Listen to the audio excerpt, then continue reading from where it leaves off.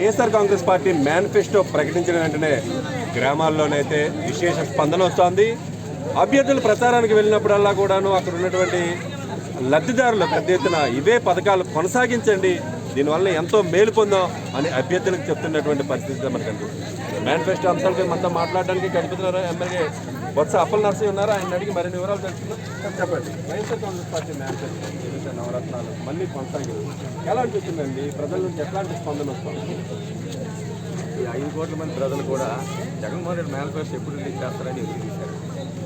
ఆయన manifesto release అయిందంటే ప్రజల్లో చాలా ఉత్సాహం కనిపిస్తుంది. ఈ గ్రామాల్లోకి వెళ్ళినప్పుడు మేనిఫెస్టో మేనిఫెస్టో ముందు కంటే మేనిఫెస్టో రిలీజ్ అయిన తర్వాత గ్రామాల్లో స్పందన కనిపిస్తుంది. దానికి కారణం జగన్మోహన్ రెడ్డి ఏదైనా మాట ఇస్తే చేస్తారనే నమ్మకం ప్రజల్లో బలంగా ఉంది. 5 సంవత్సరాలు ఎందుకంటే ఆయన ఇచ్చిన ప్రతి హామీ కూడా నెరవేర్చి ప్రజల్లో వస్తుంది. అదే తెలుగుదేశం ప్రభుత్వం నమ్మే పరిస్థితి లేదు. ఎందుకు విశ్వనీయత లేదు. ఆయన 14 సంవత్సరాలు ముఖ్యమంత్రిగా చేసి ఏ ఒక్క హామీ కూడా నెరవేర్చలేదు. ఏ ఒక్క పథకాన్ని కూడా నేను ఫలానా పథకం చేశానని చెప్పే దమ్ము ధైర్యం కూడా తెలుగుదేశం పట్టలేదు. కానీ అదే జగన్మోహన్ రెడ్డి గారు నేను అన్నీ చేశాను.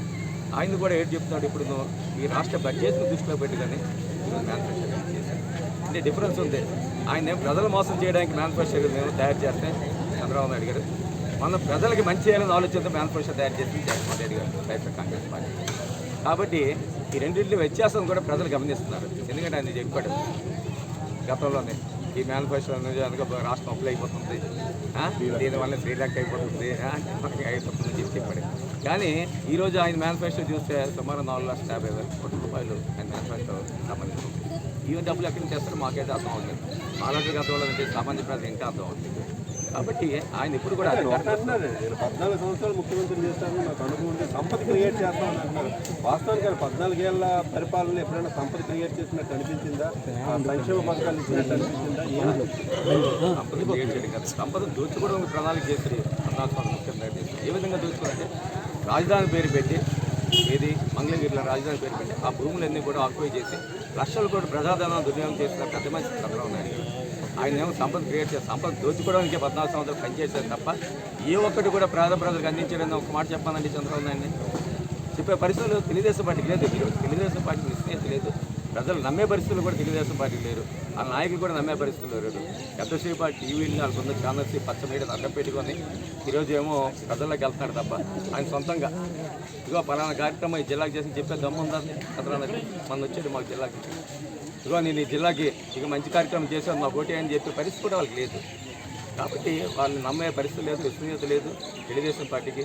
ఎందుకంటే ఈరోజు ప్రజలు కూడా అనుకుంటారు మరి ఎన్టీరావు ఎన్నుకోడు వచ్చి అధికారంలోకి వచ్చాడు, మన 14లోనేమో రైతు రుణమాఫీ అన్నాడు, డాక్టర్ రుణమాఫీ జాబ్ వస్తుంది. ఆ జాబులు నమ్మే పరిస్థితుల్లో కూడా ఈరోజు ఇవ్వట్లేదు. ఎందుకంటే 20 లక్షల ఉద్యోగాలు ఏ విధంగా ఇస్తాడైనా చెప్పానండి. ఈరోజు ఐటీ సెక్టర్ అభివృద్ధి చేస్తాను. ఐటీ సెక్టర్ ఏ విధంగా అభివృద్ధి చెందుతుంది? మనకి రాజధాని లేనప్పుడు ఐటీ సెక్టర్ అభివృద్ధి చెందాలంటే ఏ విధంగా అభివృద్ధి చెప్పాలి కదా. మనకి ఇండస్ట్రీస్ రావాలి. ఇండస్ట్రీస్ రావాలంటే ఒక రాజధాని క్రియేట్ చేస్తుంది. అదే పరిపాలన రాజ్యం విశాఖ అయితే ఈరోజు అన్ని మౌలిక సదుపాయాలు కూడా విశాఖ ప్రాంతంలో ఉన్నాయి. ఎందుకంటే అక్కడ ఏమో ఇంటర్నేషనల్ ఎయిర్పోర్ట్ ఉంది, ఆకాశం ఉంది, అలాగే స్టీల్ ప్లాంట్ ఉంది, బిహెచ్ఎల్ ఉన్నాయి, చాలా ఇండస్ట్రీస్ ఉన్నాయి, గవర్నమెంట్లు ఉంది, ఇలాంటివన్నీ ఉన్నాయి. కాబట్టి ఇంకా అక్కడేమో పబ్లిక్ డెవలప్ అవుతాడు. ఇంకానేమో అక్కడేమో పాపులేషన్ పెరిగింది, దానివల్ల ఐటీ సెక్టర్ పెరుగుతుంది, దానివల్ల ఏమో ఈ ప్రాంతం అంతా అక్కడ ఉద్యోగ అవకాశాలు వస్తాయి. అలాగే గ్రీన్ఫీల్డ్ హైవేలు వచ్చాయి ఇప్పుడు. కాబట్టి ఇవన్నీ వచ్చాయి కాబట్టి విశాఖ పరిపాలన రాజధాని చేసుకుంటే తప్పనిసరిగా ఈ వైద్యనగరం అంటే విశాఖకి పిల్లలకు ఉద్యోగ అవకాశాలు వస్తాయి. అదే నీకు మంగళగిరిలో అంటే ఏ వస్తుంది చెప్పాలి. అంటే వీళ్ళేమో చంద్రబాబు నాయుడు ఎప్పుడు కూడా వాళ్ళకున్న ఆయుధాలు ఏమంటే పచ్చ మీడియాలు, దాంతోనేమో ప్రజల్ని మభ్యపెట్టి మోసం చేసే పరిస్థితి ఈరోజు చంద్రబాబు నాయుడు. ఇది ఇక్కడ ఉన్నటువంటి అప్పలనరసింహ గారి తాలూకు అభిప్రాయం. ముఖ్యంగా చంద్రబాబు నాయుడు అయితే ప్రజలను మభ్యపెట్టడానికి, సంపదను సృష్టించడం కాదు సంపద దోచుకోవడం కోసమే ఈరోజు ఎన్నికల్లో పోటీ చేసి మళ్ళీ మభ్యపెడుతున్నారంటే గట్టిగా చెప్తున్నటువంటి ఆయన కనిపిస్తుంది. వీడియో స్టేజ్ కింద సాక్షి టీవీ విజయనగరం.